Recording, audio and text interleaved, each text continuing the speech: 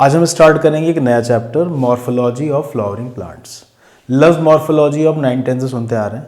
Morphology से मतलब होता है the study of external features, यानी कि अब अगर प्लांट की मॉर्फोलॉजी की बात हो रही है तो यानी प्लांट के एक्सटर्नल फीचर्स पर आप बात करोगे, उनकी डिफरेंट पार्ट्स का शेप, साइज, कलर, स्ट्रक्चर और प्लांट के डिफरेंट पार्ट्स की पोजीशन। तो मतलब बाहर से देखकर प्लांट में जो भी आपको नज़र आ रहा है उन सब की स्टडी आ जाएगी मॉर्फोलॉजी, ठीक है ना।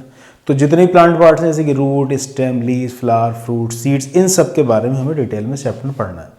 इंपॉर्टेंट बात यह है कि ये चैप्टर जब भी शुरू होता है तो बच्चों को थोड़ा सा ये अजीब सा, टफ सा लगता है। उसकी वजह यह है कि डायरेक्शन क्लियर नहीं होती पढ़ना कैसे। मैं पहले टॉपिक शुरू करने से बता दूं, जब जब कोई टॉपिक पढ़ाया जाएगा तो उस हेडिंग के साथ जो एग्जाम्पल एनसीईआरटी में दी हुई वो सबसे इंपॉर्टेंट है। कोई भी नाम बताया जाए सबसे पहले इसकी एग्जाम्पल क्या है।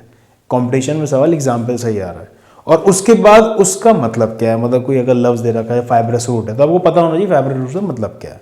दो बातें, टॉपिक से रिलेटेड एग्जाम्पल, पहले एग्जाम्पल, और फिर उसका मतलब क्या, बस हो जाएगा, ठीक है। एनसीईआरटी में इस चैप्टर में शुरुआत में एक बायोलॉजिस्ट का जिक्र किया गया है, कैथरीन इसू।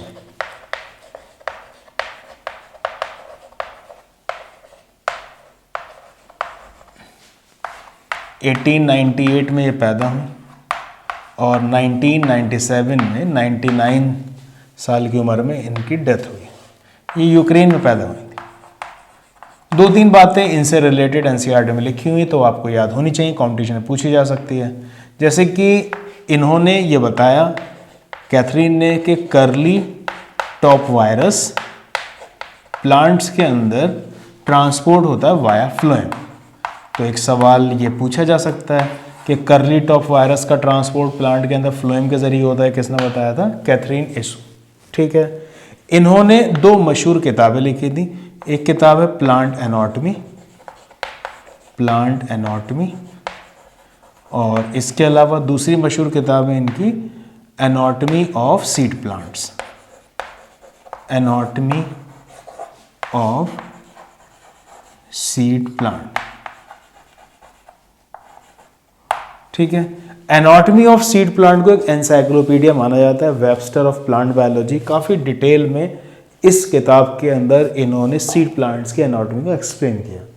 99 साल की उम्र में जब इनकी डेथ हुई 1997 में, तो पीटर रेवन, जो कि बॉटनिकल गार्डन यूएसए के डायरेक्टर हैं, उन्होंने ये बात कही थी कि she absolutely dominated the field of plant biology even at the age of 99। तो यही लाइन एग्जैक्टली कॉम्पिटिशन में पूछी जा चुकी है कि किसके लिए कहा गया था कि she absolutely dominated the field of plant biology even at the age of 99।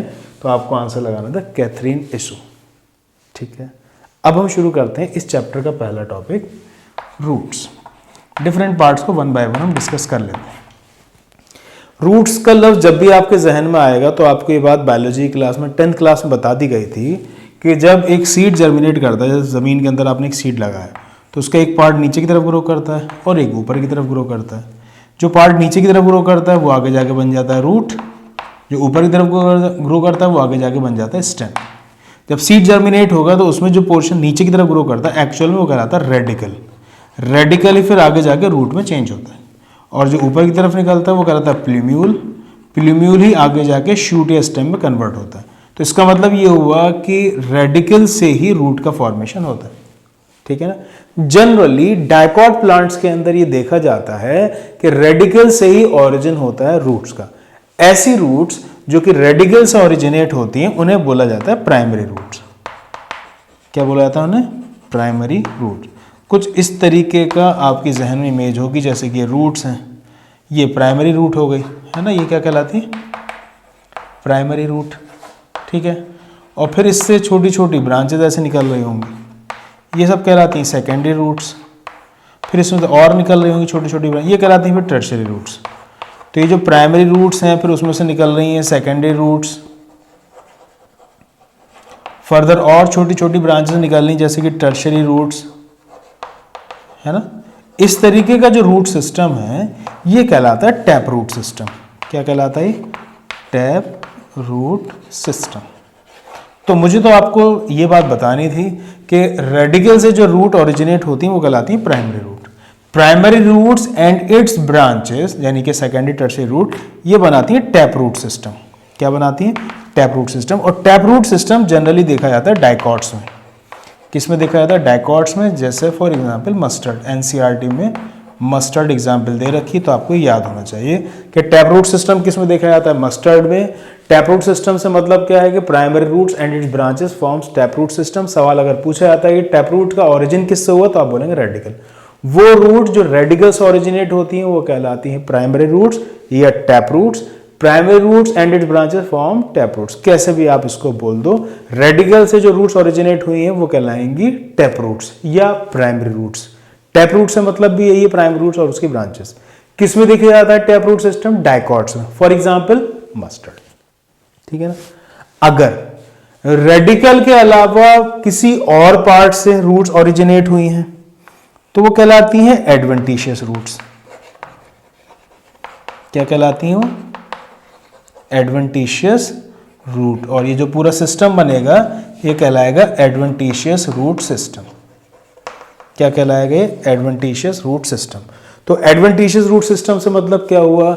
अगर रेडिकल के अलावा प्लांट के किसी दूसरे पार्ट से, रेडिकल के अलावा प्लांट के किसी दूसरे पार्ट से रूट ओरिजिनेट होती हैं तो वो कहलाता है एडवेंटिशियस रूट सिस्टम। ठीक है। एडवेंटिशियस रूट सिस्टम किस में पाया जाता है? एनसीईआरटी में 3 एग्जाम्पल दे रखे हैं। एनसीईआरटी एग्जाम्पल दे रखी ग्रास, मॉन्स्टेरा और बैनियन ट्री। ग्रास, मॉन्स्टेरा और बैनियन ट्री। तो फिर ये सीधा सवाल ही पूछा गया है, ग्रास, मॉन्स्टेरा, बैनियन ट्री में कौन सा रूट सिस्टम देखा जाता है? आप बोलेंगे एडवेंटिशियस रूट सिस्टम। यहां पर एक बात समझने की ये भी है कि ग्रास और मॉन्स्टेरा ये दोनों एग्जाम्पल है मोनोकॉट्स की। किसकी एग्जाम्पल है? मोनोकॉट्स की। और बैनियन ट्री एग्जाम्पल है डाइकॉट्स की। किसकी एग्जाम्पल है? डाइकॉट्स की। तो इसका मतलब फिर ये हुआ कि अगर आपसे सवाल पूछा जाता है कि एडवेंटिशियस रूट सिस्टम किस में पाया जाता है तो आप बोलेंगे बोथ मोनोकॉट्स एंड डाइकॉट्स। ये भी सवाल आ चुका है कि एडवेंटिशियस रूट सिस्टम किस में पाया था? Both monocots and dicots. सवाल यही पूछा जा चुका है कि एडवेंटिशियस रूट सिस्टम की example grass, monstera, banyan tree. एक बार फिर से, अगर रूट्स का ओरिजिन होता है रेडिकल से तो कहलाती हैं tap roots. For example mustard. Tap roots किस में देखी जाती है? Generally dicots. अगर प्लांट के किसी और पार्ट, रेडिकल के अलावा प्लांट के किसी और पार्ट से रूट का ओरिजिन होता है तो वो कहलाती है एडवेंटिशियस रूट्स। एडवेंटिशियस रूट किसमें पाई थी? Grass, monstera, banyan tree. याद रहे कितनी बात? पक्का। ठीक है। एक और टाइप है रूट्स की जिसको कि नाम दिया गया है फाइब्रस रूट सिस्टम। क्या नाम दिया गया? Fibrous root system. Fibrous root system देखा जाता है गेहूं में, वीट में, मेज में, शुगर केन, सोरगम भी है, और भी एग्जाम्पल है, 2-3 नाम ले लेते हैं मेन में। वीट में, शुगर केन में देखा जाता है कि इनका जो स्टेम है उसके बेस से ढेर सारी रूट्स निकलती हैं इस तरीके से। तो ये जो ढेर सारी रूट्स निकलती हैं from the base of stem, कहां से निकल रही? Base of stem. ये कहलाती है फाइब्रस रूट। तो एक सवाल कॉम्पिटिशन जैसे 2020 में क्वेश्चन इस साल पूछा गया कि फाइब्रस रूट सिस्टम का ओरिजिन किससे होता है? आप बोलेंगे बेस ऑफ द स्टेम से। ठीक है ना। किसमें देखी जाती है? वीट में, शुगर केन, और भी एग्जाम्पल है, सोरगम भी है। फायदा क्या होता है? जैसे कि जमीन है ना, नीचे फाइब्रस रूट है, तो ये फाइब्रस रूट क्योंकि बहुत फैली हुई होती है तो जमीन में पकड़ अच्छी बना लेते हैं, यानी एंकर या एंकरेज। तो it provide anchorage to the plant. तो जमीन में प्लांट की पकड़ अच्छी बनवा देती हैं फाइब्रस रूट्स। ठीक है ना। एक बार फिर से, रूट्स की जब बात होगी तो पहली बात यही होगी कि वो रूट जो रेडिकल से ओरिजिनेट होती हैं वो कहलाती हैं टैप रूट्स। टैप रूट्स के अंदर आप देखो रेडिकल से मेन जो रूट निकलती है वो कहलाती है प्राइमरी रूट, फिर उसकी ब्रांचेस होती हैं सेकेंडरी टर्शियरी रूट। तो primary roots and its branches form tap roots. Tap roots का ओरिजिन कहां से होता है? रेडिकल से। कहां देखी जाती हैं टैप रूट्स? डाइकॉट्स में। For example mustard. Adventitious roots किसे बोला जाता है? रेडिकल के अलावा प्लांट के किसी और पार्ट से अगर रूट ओरिजिनेट होती है वो कहलाती है एडवेंटिशियस रूट्स। जैसे for example grass, monstera, banyan tree, इन सब के अंदर एडवेंटिशियस रूट देखी जाती है। ग्रास, मॉन्स्टेरा मोनोकॉट्स हैं, बैनियन ट्री डाइकॉट्स है। इसका मतलब ये हुआ adventitious root is found in both monocots and dicots. एक और तीसरी टाइप है रूट्स की, जैसे बोला था फाइब्रस रूट सिस्टम। इसके अंदर ही देखा जाता है बेस ऑफ स्टेम से ढेर सारी रूट्स निकलती हैं, जिनकी वजह से जमीन में इनकी पकड़ अच्छी हो जाती है, और जाहिर सी बात है वाटर का एब्जॉर्प्शन भी ज्यादा होगा क्योंकि इनका सरफेस एरिया ज्यादा होता है। तो एक सवाल फिर ये बनता है कि फाइब्रस रूट सिस्टम के अंदर कहां से ओरिजिन होता है रूट का, तो आप बोलेंगे from the base of stem. Main फायदा क्या होता है, इट प्रोवाइड्स एंकरेज, ये जमीन में पकड़ अच्छी बना लेते हैं। एग्जाम्पल वीट, मेज, शुगर केन। याद रखिए इतनी बात पक्का, ठीक है। इधर आगे एनसीईआरटी में दे रखा फंक्शंस ऑफ रूट। क्या क्या फंक्शन है रूट्स के बताइए। एक तो आपने ये सुना है कि जमीन में से वाटर मिनरल का एब्जॉर्प्शन, यानी absorption of water and minerals, ठीक है, ये रूट्स का ही काम है। इसके अलावा एक ये वाली बात, इट प्रोवाइड्स एंकरेज, यानी जमीन में प्लांट की पकड़ को बनाने में मदद करती है। It provide anchorage to the plant, ठीक है ना। इसके अलावा तीसरा इंपॉर्टेंट फंक्शन इनका प्लांट्स का हो जाएगा, रूट्स का हो जाएगा, जैसे कि मूली, गाजर, ये सबके जमीन के अंदर होती है ना, हम खाते हैं, यानी इनके अंदर फूड स्टोर है ना। तो इसका मतलब हम ये बोल सकते हैं कि कुछ रूट्स ऐसी भी होती हैं जो कि इस रिजर्व फूड मटेरियल को स्टोर करती हैं, यानी रूट्स का एक और फंक्शन होगा, it stores the reserve food material. अब जिसके अंदर फूड स्टोर होगा तो उसे आप खाते होगे, है ना, जैसे गाजर, मूली हो गया। इसके अलावा एनसीईआरटी में एक और फंक्शन दे रखा है रूट्स का, synthesis of plant growth regulators. Synthesis of plant growth regulators, यहां पर इनका कहने का मतलब है प्लांट हार्मोन। प्लांट हार्मोन, जब आप चैप्टर प्लांट ग्रोथ डेवलपमेंट पढ़ोगे तो वहां पर आप ये बात सुनोगे कि साइटोकाइनिन हार्मोन की सिंथेसिस रूट्स में होती है। तो दरअसल ये वाली बात जो एनसीईआरटी में लिखी हुई है, synthesis of plant growth regulator, वो उन्होंने साइटोकाइनिन के लिए लिखी है। फंक्शंस ऑफ रूट पर सवाल आ चुके हैं, आपको फंक्शन याद होने चाहिए। एब्जॉर्प्शन ऑफ वाटर मिनरल्स, दूसरा it provide anchorage to the plant, तीसरा storage of reserve food material, और इसका synthesis of plant growth regulator. कौन सा प्लांट हार्मोन सिंथेसिस रूट्स में होती है, साइटोकाइनिन। तो अब तक आपने क्या सुना कि morphology of flowering plant chapter से मतलब ये है कि इसके अंदर प्लांट की मॉर्फोलॉजी यानी एक्सटर्नल फीचर्स के बारे में पढ़ेंगे। सबसे पहले यहाँ पर बात हुई कैथरीन एसो की। एनसीईआरटी में स्टार्टिंग में इनका नाम दे रखा है कि ये एक लीडिंग प्लांट बायोलॉजिस्ट थी, जो कि 99 की एज में भी इस फील्ड के अंदर डोमिनेट कर रही थी। पीटर रेवन ने कहा था, जो कि डायरेक्टर रह चुके हैं बॉटनिकल गार्डन यूएसए के। इन्होंने बताया अपनी पब्लिकेशन में, अपने रिसर्च पेपर में, कर्ली टॉप वायरस का ट्रांसपोर्ट होता है फ्लोएम के जरिए। दो मशहूर किताबें इन्होंने लिखी हैं, प्लांट एनाटॉमी और एनाटॉमी ऑफ सीड प्लांट्स। याद रहेगी इतनी बात। तो डिफरेंट पार्ट्स के बारे में हमें इस चैप्टर में पढ़ना है। पहला पार्ट हमने लिया रूट। रूट का ओरिजिन किससे होता है, जनरली रूट रेडिकल से ओरिजिनेट करती हैं, ये डाइकॉट्स में देखा जाता है। तो वो रूट जो रेडिकल से ओरिजिनेट करती हैं वो कहलाती हैं टैप रूट्स। टैप रूट्स के अंदर आपको क्या सिस्टम दिखेगा कि इसमें प्राइमरी रूट होंगी, फिर उसकी ब्रांचेस होंगी, secondary, tertiary roots. Tap roots किसमें पाई जाती हैं, डाइकॉट्स में। फॉर एग्जांपल मस्टर्ड, एक ही नाम याद करना। अगर रेडिकल के अलावा प्लांट के किसी दूसरे पार्ट से रूट ओरिजिनेट होती है तो कहलाती है एडवेंटिशियस रूट्स। किसमें देखी जाती है, for example grass, monstera, banyan. ये मोनोकॉट्स हैं, ये डाइकॉट है। इसका मतलब ये हुआ कि एडवेंटिशियस रूट किसमें देखी जाती है, बोथ मोनोकॉट्स एंड डाइकॉट्स। अगर इसमें एक और टाइप इसकी दे रखी है एनसीईआरटी के अंदर कि अगर बेस ऑफ द स्टेम से रूट ओरिजिनेट हो रही हैं तो ऐसी रूट्स कहलाती हैं फाइब्रस रूट्स। और ये पूरा सिस्टम कहलाएगा फाइब्रस रूट सिस्टम। इससे एक फायदा मेन ये होता है कि जमीन में पकड़ अच्छी बना लेता है। तो एक सवाल कॉम्पिटिशन ये भी पूछा गया है कि टैप रूट से क्या एडवांटेज है फाइब्रस रूट के पास इन कंपैरिजन टैप रूट। तो ये जमीन में पकड़ अच्छी बना लेता है, मतलब एंकरेज इसकी अच्छी हो जाती है। कहाँ किस किस में देखी जाती है फाइब्रस रूट सिस्टम, वीट, मेज, शुगर केन, सोरगम, इन सब के अंदर देखा जाता है। ये तमाम प्लांट वीट में शुगर केन जो ये सबके अंदर मोनोकॉट्स हैं।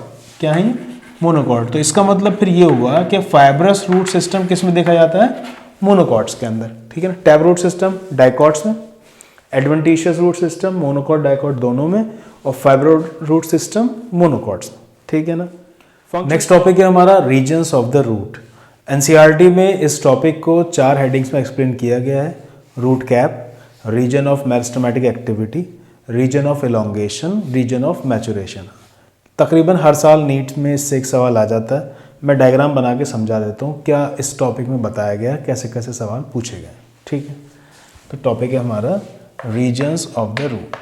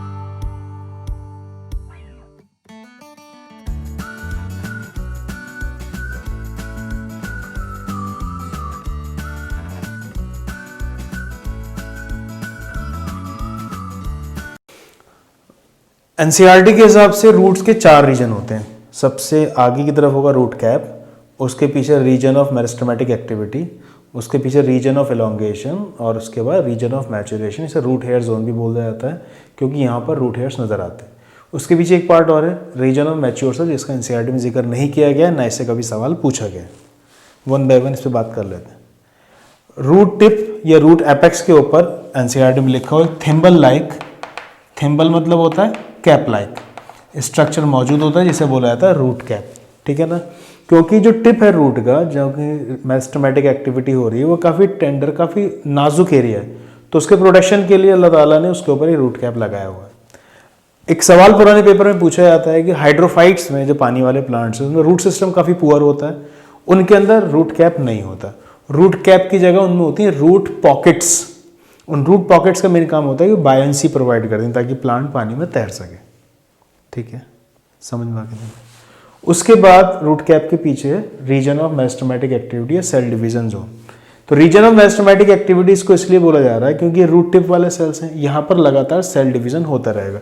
क्योंकि यहाँ पर लगातार सेल डिवीजन होता रहता है, इस वजह से इसको सेल डिवीजन जोन भी बोला जाता है। जो cells region of meristematic activity में पाए जाते हैं वो स्मॉल साइज के होते हैं। स्मॉल साइज, उनकी सेल वॉल काफ़ी पतली होती है, थिन सेल वॉल, और उनका साइटोप्लाज्म काफ़ी गाढ़ा होता है, डेंस साइटोप्लाज्म। एनसीईआरटी में 3 प्रॉपर्टी दे रखी हैं कि मेरिस्टेमेटिक रीजन में, यानी रीजन ऑफ मेरिस्टेमेटिक एक्टिविटी जहाँ पर हो रही है, यहाँ पर जो सेल्स हैं वो स्मॉल साइज के हैं, थिन सेल वॉल होती है उनकी, और डेंस साइटोप्लाज्म होता है। ये 3 प्रॉपर्टी आपको याद रखनी है रीजन ऑफ मेरिस्टेमेटिक एक्टिविटी। ठीक है, उसके पीछे region of elongation.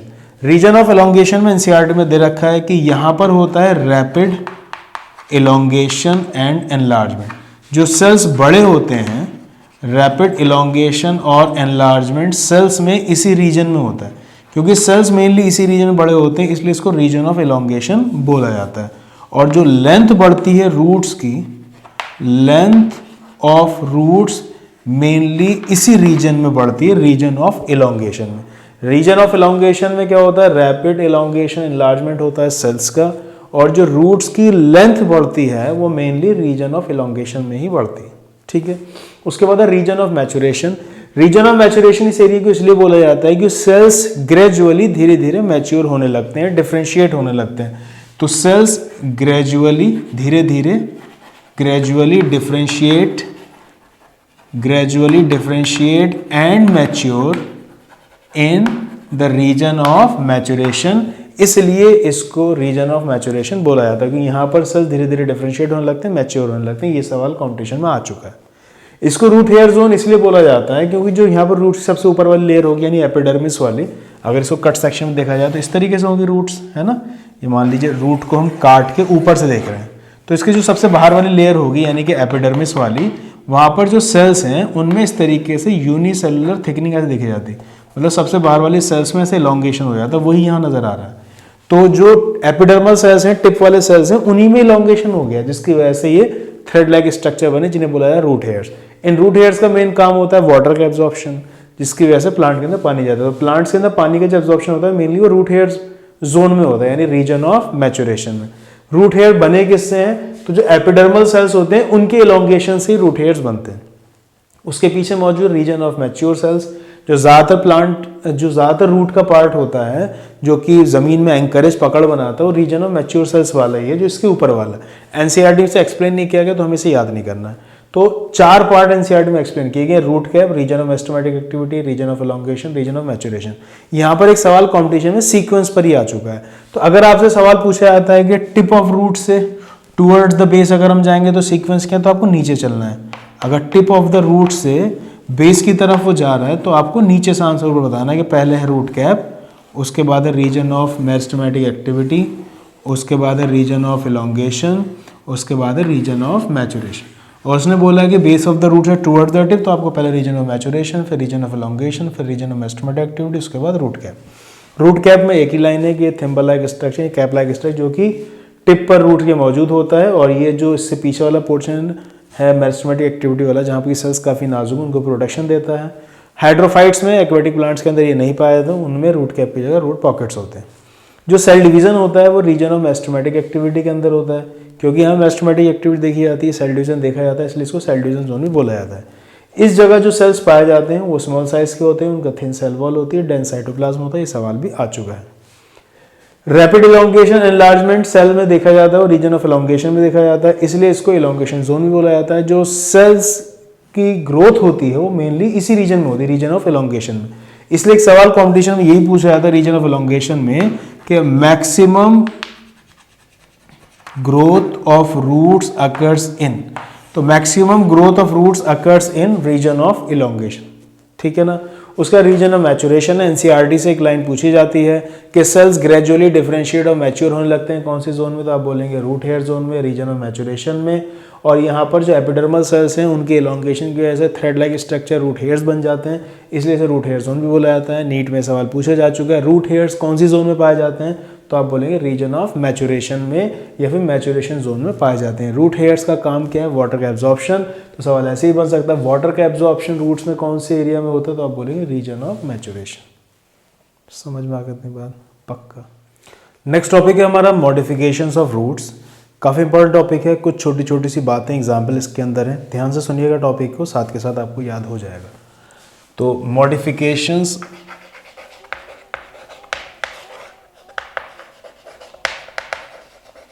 Of roots में सबसे पहले हम सुनेंगे modifications of tap roots. Modification of tap roots,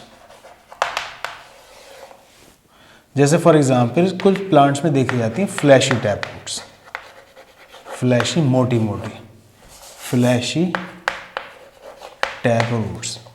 अब अगर वो मोटी मोटी हैं, फ्लैशी हैं, तो जाहिर सी बात उसमें फूड स्टोर होगा, यानी कि फ्लैशी टैप रूट का काम क्या होता है, स्टोरेज ऑफ फूड। एग्जाम्पल क्या है फ्लैशी टैप रूट की, जैसे कि फ्यूजिफॉर्म, ये टाइप्स हैं इसके, कोनिकल, नेपिफॉर्म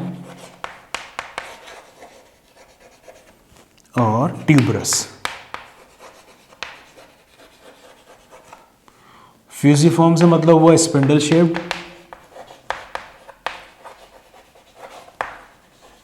इसमें एग्जाम्पल आ जाती है मूली यानी कि रेडिश, रेडिश यानी Raphanus sativus, Raphanus sativus. Conical मतलब रूट्स होंगी कोन शेप्ड, इसमें एग्जाम्पल आ जाएगी गाजर, कैरेट यानी डॉकस कैरोटा, डॉकस कैरोट। नेपिफॉर्म हो जाएगी मतलब कि सर्कुलर या स्फेरिकल, स्फेरिकल शेप्ड। एग्जाम्पल इसमें आ जाएगा शलजम, टर्निप, ब्रासिका नैपा।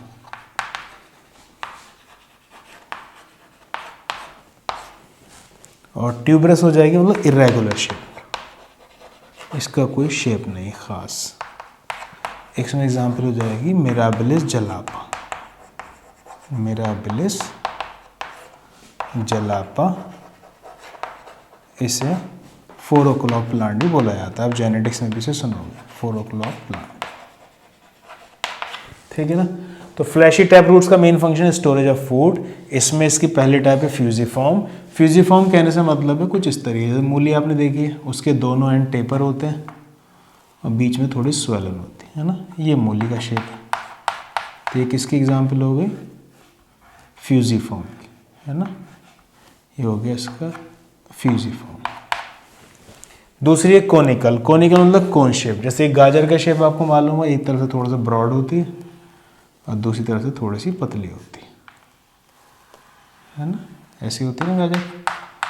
तो ये किसकी एग्जाम्पल हो गई, कोनिकल, ठीक है। तीसरा बोल रखा है ना नेपीफॉर्म यानी कि स्फेरिकल। टर्निप, ब्रासिका नैपा में देखी जाती है। शलजम आपको पता है कुछ इस तरीके का होता है ना, गोल सा, है ना। तो ये एग्जाम्पल हो गई नेपीफॉर्म की। ट्यूबरस मतलब रेगुलर शेप, तो जब शेप इरेगुलर है तो ये कैसे ही बना हुआ है इस तरीके का। तो ये जो हो गई, ये हो गई इरेगुलर। फ्यूजिफॉर्म, कोनिकल, नेपीफॉर्म और ट्यूबरस, ठीक है ना। ये हो गई fleshy tap root. Fleshy tap root का मेन काम क्या है, स्टोरेज ऑफ फूड। उसके बाद दूसरा आपको याद रखना है कि कुछ प्लांट्स के अंदर फ्लैशी एडवेंटिशियस रूट भी देखी जाती हैं, ये कंपटीशन में आता है। फ्लैशी एडवेंटिशियस रूट की एग्जाम्पल बताइए। तो शकरकंदी में फ्लैशी एडवेंटिशियस रूट्स हैं। शकरकंदी यानी कि आइपोमिया बेटेटस, आइपोमिया बेटेटस, और इसे बोला था स्वीट पोटैटो। एपोमिया बेटेटस या स्वीट पोटैटो में पाई जाती हैं फ्लैशी एडवेंटिशियस रूट्स, और इसको रूट ट्यूबर भी बोला जाता है। क्या बोला जाता है, रूट ट्यूबर, ठीक है ना। तो मॉडिफिकेशन फिलहाल हम टैप रूट्स के देख रहे थे, ये बीच में मिलता जुलता लफ्ज आ गया इसलिए मैंने साथ में ही बता दिया। तो पहले हमने देखा फ्लैशी टैप रूट्स, दूसरे नंबर पर हम देखेंगे नॉड्यूलेटेड रूट्स। नॉड्यूलेटेड रूट से मतलब क्या है, जैसे कि एक लफ्ज़ आपका सुना हुआ है root nodules of leguminous plants. तो लेग्यूमिनस प्लांट्स में देखा जाता है कि उनकी टैप रूट्स की जो सेकेंडरी और टर्शरी ब्रांचेस होती हैं उनमें नोड्यूल्स बन जाती हैं। क्या बन जाती हैं, नोड्यूल्स। और उन नोड्यूल्स में नाइट्रोजन फिक्स होती है क्योंकि उनके अंदर एक बैक्टीरिया होता है राइजोबियम, है ना, जो कि एटमॉस्फेरिक नाइट्रोजन फिक्स करता है। इस पर पूरी डिटेल में हम बात करेंगे प्लांट फिजियोलॉजी में। तो नॉड्यूलेटेड रूट्स क्या होती हैं, सेकेंडरी और टर्शरी रूट्स कुछ प्लांट्स के अंदर। वो कौन से प्लांट्स होंगे, leguminous plant of course, P gram pulses. तो लेग्यूमिनस प्लांट्स की सेकेंडरी टर्शरी रूट्स में नोड्यूल्स बन जाती हैं जिसमें कि नाइट्रोजन फिक्स होती है। नाइट्रोजन फिक्सिंग बैक्टीरिया हमारा कौन सा है, राइजोबियम। तो ऐसी रूट जिनके रूट नोड्यूल्स के अंदर नाइट्रोजन फिक्स होती हैं वो नॉड्यूलेटेड रूट्स कहलाते हैं। किस में पाई जाती हैं, वो लेग्यूमिनस प्लांट्स में। सवाल ऐसे पूछा था नॉड्यूलेटेड रूट्स कौन सी फैमिली पाई जाती हैं, तो ये जो लेग्यूमिनस प्लांट है उनकी फैमिली का नाम है फैबेसी। इस पर भी डिटेल में हम आगे बात करेंगे। फैबेसी को लेग्यूमिनेसी पेपिलिनियर्डी नाम से भी याद किया जाता है। नॉड्यूलेटेड रूट्स के बाद तीसरी आपको याद रखनी है टैप रूट का मॉडिफिकेशन, न्यूमेटोफोर्स। न्यूमेटोफोर्स। न्यूमेटोफोर्स को रेस्पिरेटरी रूट्स ही बोला जाता है। क्या बोला जाता है इनको? Respiratory roots. न्यूमेटोफोर्स या रेस्पिरेटरी रूट्स किस में पाई जाती हैं? आपको एग्जांपल याद रखनी है, राइजोफोरा। किस में पाई जाती है? राइजोफोरा। राइजोफोरा ऑप्शन में दे रखा होगा, या फिर आपको दे रखा होगा मैंग्रोव प्लांट्स। मैंग्रोव प्लांट्स, ये भी सवाल आ चुका है। या फिर ऑप्शन में आपको दे रखा होगा हेलोफाइट्स। इन तीन में कोई ऑप्शन दे रखा होगा। न्यूमेटोफोर्स या रेस्पिरेटरी रूट्स किसमें पाई जाती है? राइजोफोरा, या फिर मैंग्रोव प्लांट्स, या फिर हेलोफाइट्स। होता क्या है, कुछ प्लांट्स ऐसे होते हैं जैसे कि राइजोफोरा, ये सैलाइन मार्शी सॉइल में पाए जाते हैं, दलदली जमीन। सैलाइन मार्शी सॉइल, या फिर आप बोलें इनको स्वैम्पी एरियाज में, स्वैम्पी एरियाज में पाए जाते हैं। तो वहां पर ऑक्सीजन की कमी होती है। इसकी वजह से होता ही है कि जो मेन पेड़ है उसके आसपास की ज़मीन है, इसी टैप रूट्स की ब्रांचेस निकल के रूट ज़मीन से बाहर आ जाती हैं। तो वो जो मेन पेड़ है उसकी रूट ज़मीन में से निकल के बाहर आ जाती हैं। इनमें बारीक बारीक सुराख होते हैं जिनके ज़रिए एयर डायरेक्टली बाहर से अंदर जाती है, पेड़ों से इस्तेमाल कर लेता है। तो ये ज़रूरत क्यों पेश आई कि प्लांट अपनी ब्रांचेस निकाल के रूट्स की एयर एब्जॉर्ब करता है ऑक्सीजन? इसलिए क्योंकि वो होते ही ऐसी जगह पर है जहाँ पर ये ऑक्सीजन की कमी होती है, मार्शी एरियाज में, स्वैम्पी एरियाज में। तो ऐसे जो प्लांट की टैप रूट्स हैं उनकी ब्रांचेस सॉइल से बाहर निकल आती हैं और उनमें बारीक बारीक सुराख होते हैं, उन्हें बोला जाता है न्यूमेथोड्स। क्या बोला जाता है उन्हें? न्यूमेथोड्स। न्यूमेथोड्स को लेंटिसेल्स ही बोला जाता है।